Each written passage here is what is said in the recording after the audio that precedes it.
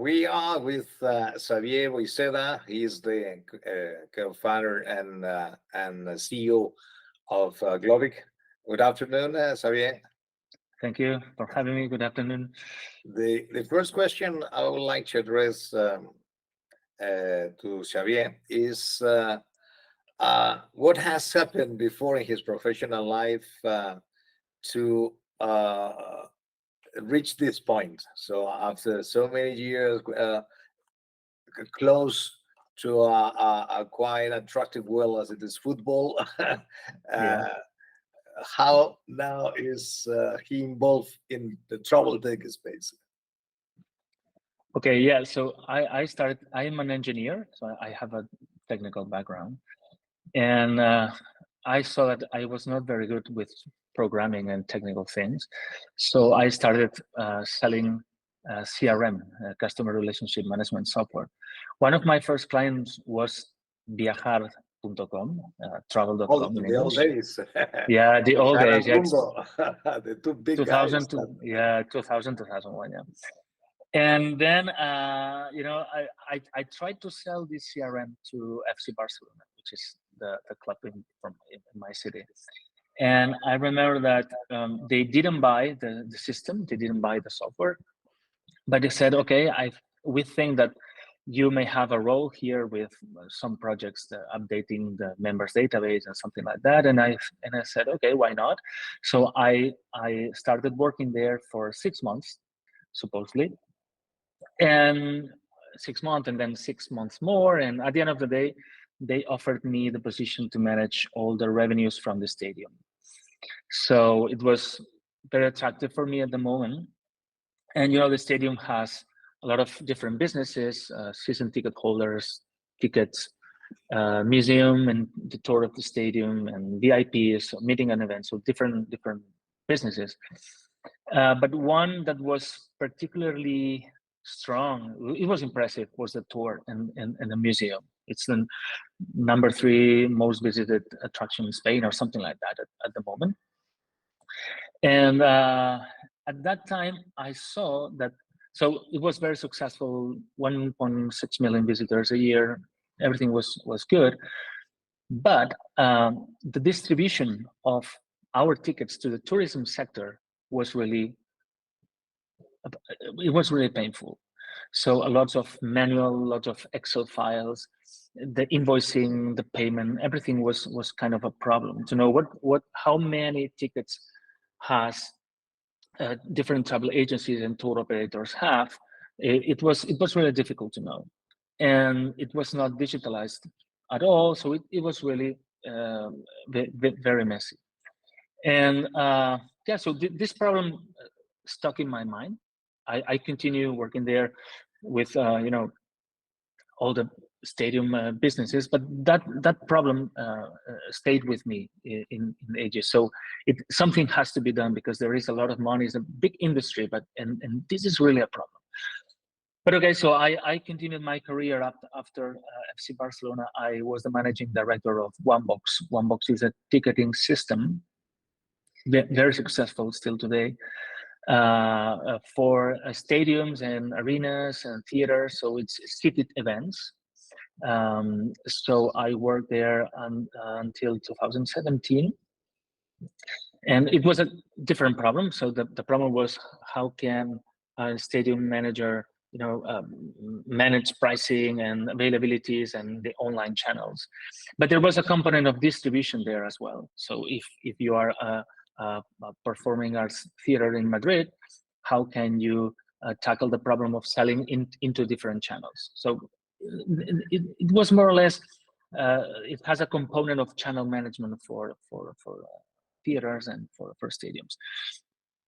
And in 2017, I left the company, and I founded what today is called Globick, but at that time it was called PLTND.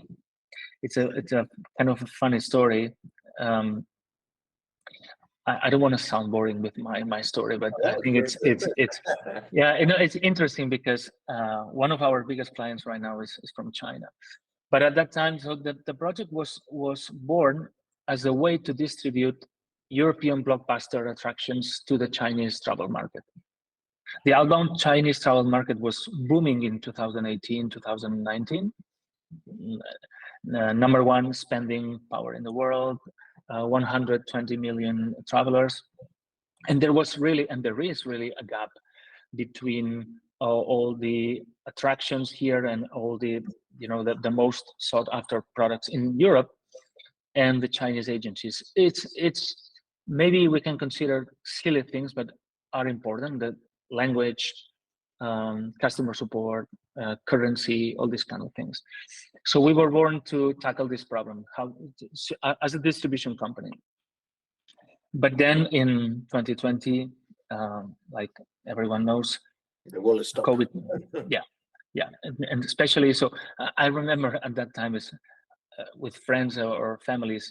Okay, what is your project about? It's travel and it's China. It's like, okay. I am not going to answer more.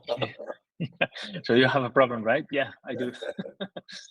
But from every crisis, they say that there is an opportunity. So in our case, it was the same situation. I remember we were backed by some investors and said, okay, we will continue to support your project, but what changes are you proposing to us?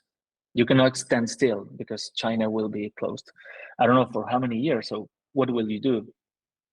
And then that problem of the museum of FC Barcelona came to me again saying, okay, we are good, or we think that what we do well is integrating different systems, different attraction systems to aggregate it and sell it to China.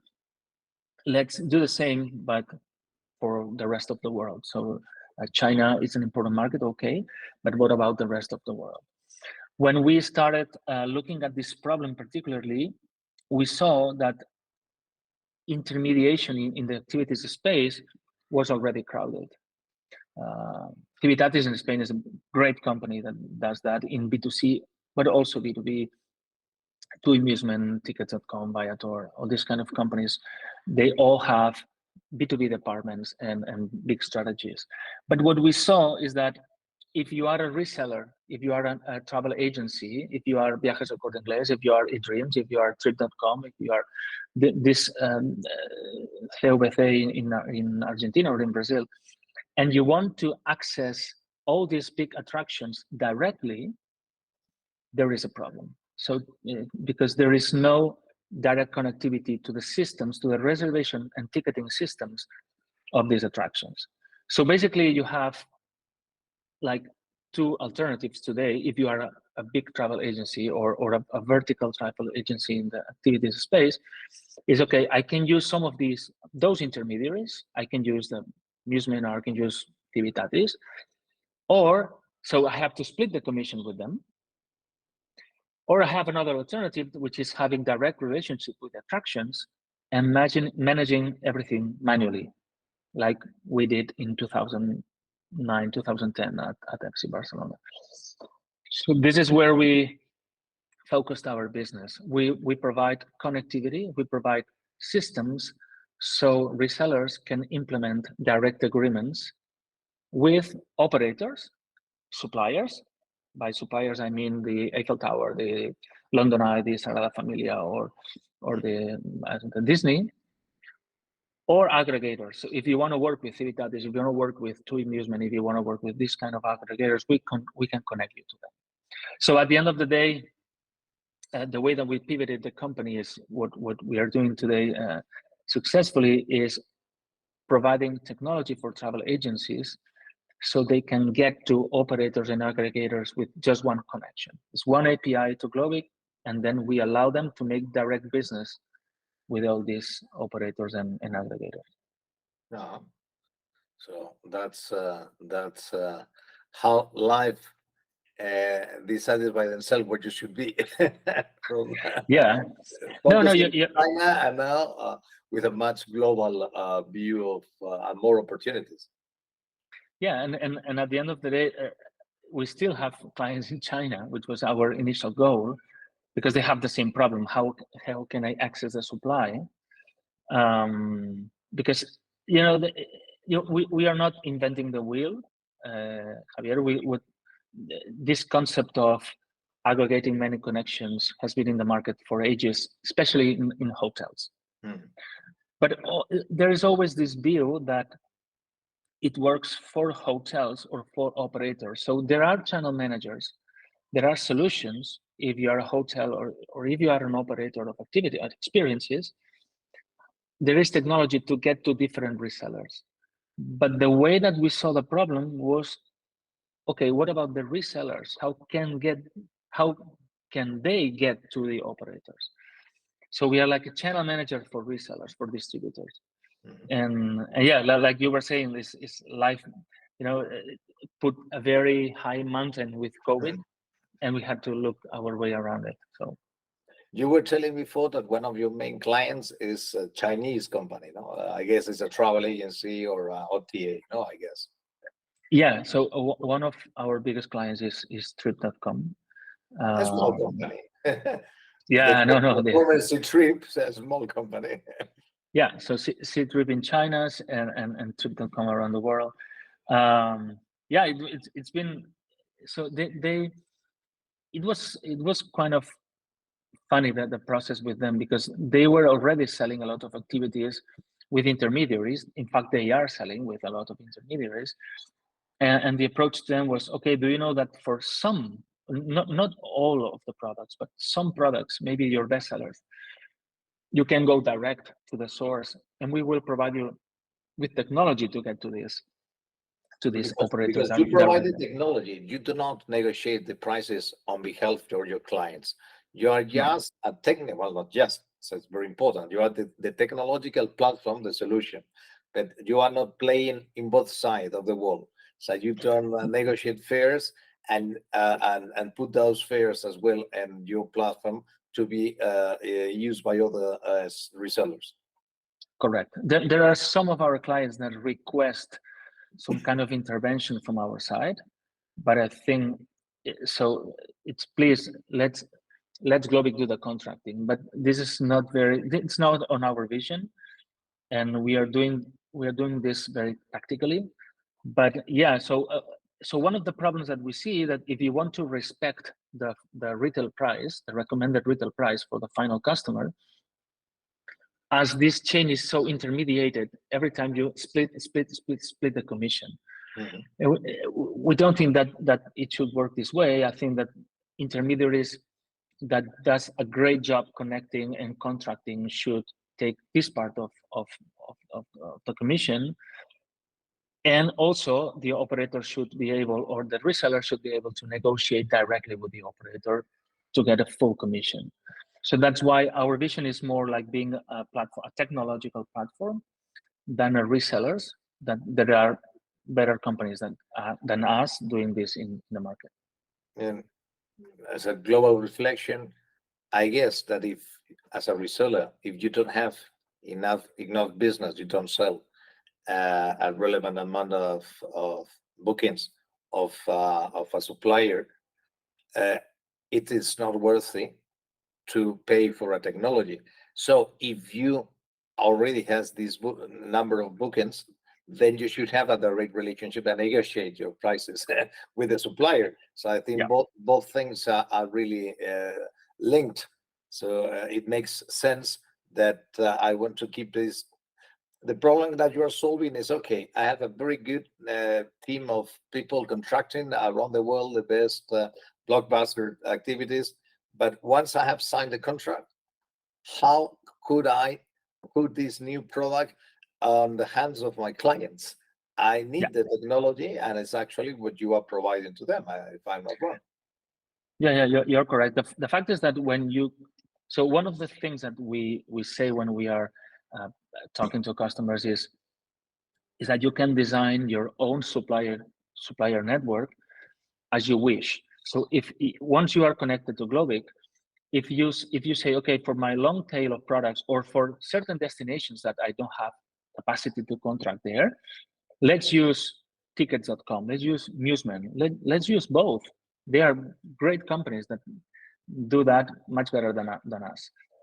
So as we have already connections, they are our partners. As we have connections with tickets, as we have connections with Musement, with cities, soon with Globaltics, as we have connections with all these guys, they can get into direct agreements with them, and that's very good for the long tail, or maybe main products that maybe one example is Disney. Not everyone can contract Disney, but those intermediaries sometimes they can do that. So I connect to these guys, and these guys will give me a lot of products. But what about I don't know, if I'm a Spanish travel agency, I have good relationships with operators in Spain or maybe in Europe, that I have the capacity to contract directly.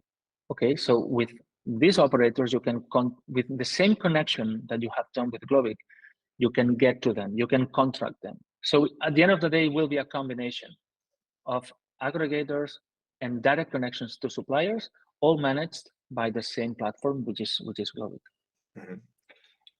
Let's talk now a little bit about your future plans, expansion, and I think one of the elements of this international expansion has been your participation, your selection as one of the plug and play startups in the last batch, which it's a great success. So congratulations for Thanks. And I would like to understand a little bit more why you decided to take that chance, because it means time and resources, etc. Why plug and play? Okay, so we were born as a global company, so we have clients in 12 countries today. That's a global name, no? Yeah, that's a global. Yes. Otherwise, we are screwed. No, and yeah. So and when we were designing the platform, so it's multi-currency, multi-language. So it was born with this mentality of going global. But there are certain kind of clients that you need special access, maybe some kind of maybe corporates in the United States, which may be a case for a help that you can get from plug and play. So this is one of the reasons why we did that and what we applied. Another one was, okay, you know that sometimes you need, and I feel this about myself, being a founder and CEO, is I need some time to talk to people that maybe will open my eyes in different aspects that I cannot see in my day-to-day activities. So you look for good mentors. You look for people that is that has invested in a lot of startups, that are seeing a lot of mistakes from a lot of companies. So I always think that we can get good insights, good advice, good mentorship from successful people. That is basically the people that makes up plug and play. So it's really a combination of both things. When we were presented with the opportunity in during the summer, we said, okay, let's apply.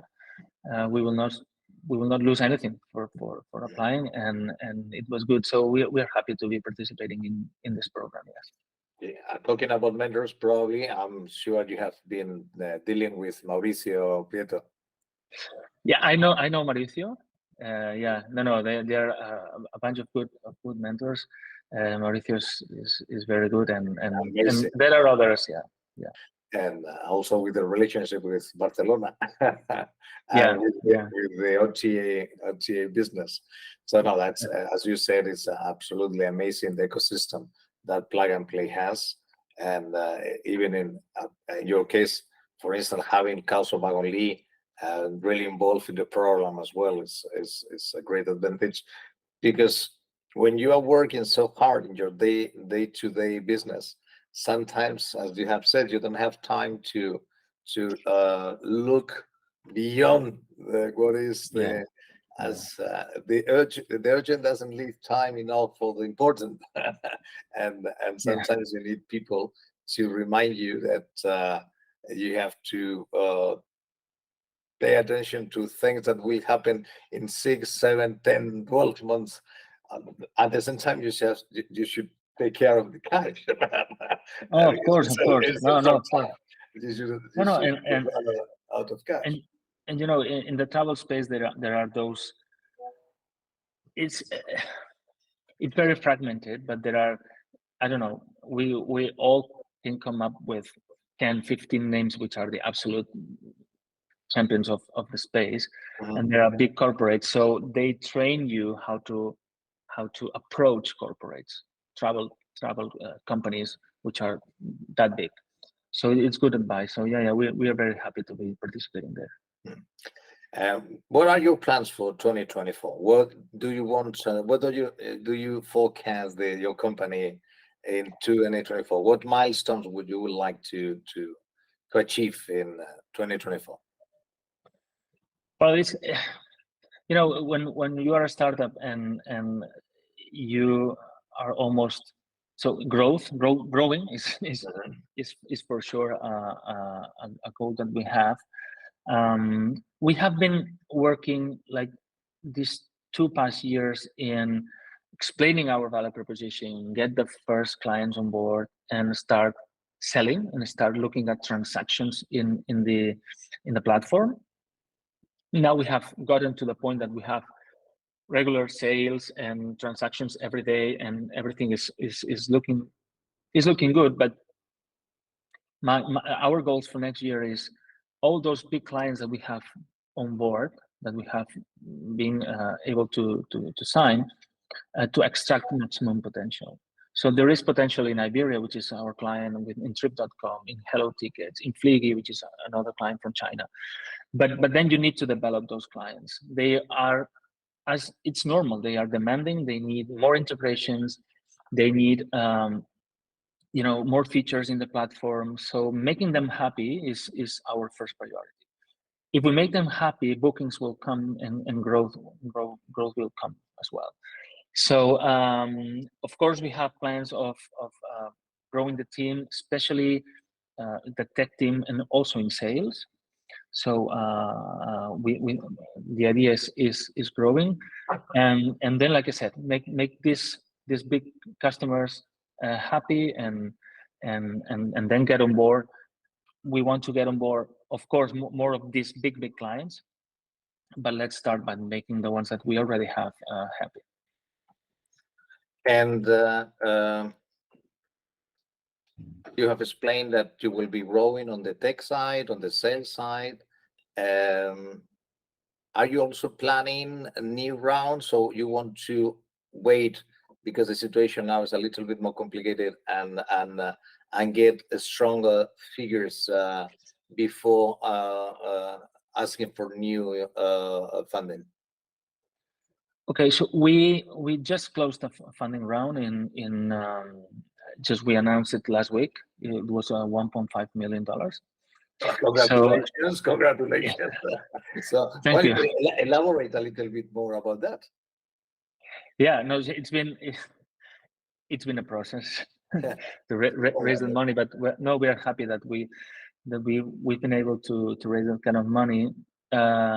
We were just planning on use that money for this organic growth. Is for this, like I said, is providing this technology enhancement, so more integrations, and making our customers very, very happy. Of course, there will be new rounds of funding rounds. I think today, or my expectations is, it will be in a year more or less that we will start looking for more funding. You never know. It depends on if there is an opportunity, if we are approached by some investors or not, depending on how the transactions in the platform evolve. It will depend on many things. But our idea today is more or less, maybe in summer or late summer next year, start looking at another funding round. Yes. Good. Well, Xavier, congratulations for all what you have achieved, and for the brilliant future that is ahead of the company. Fortunately, the travel industry clearly is back. Travels are back. Yeah. People are willing not just to fly and go to a hotel, but also enjoy the destinations, and that means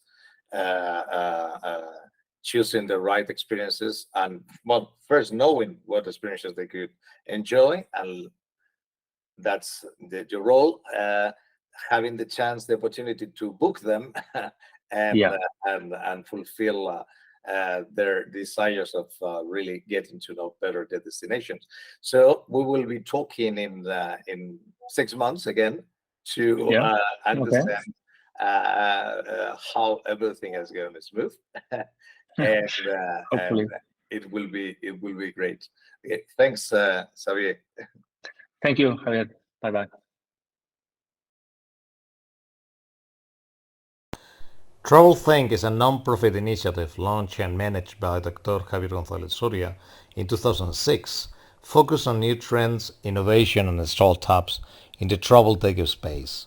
Thousands of professionals receive the Travelthink news, where travel top leaders and entrepreneurs share their insights and reflections.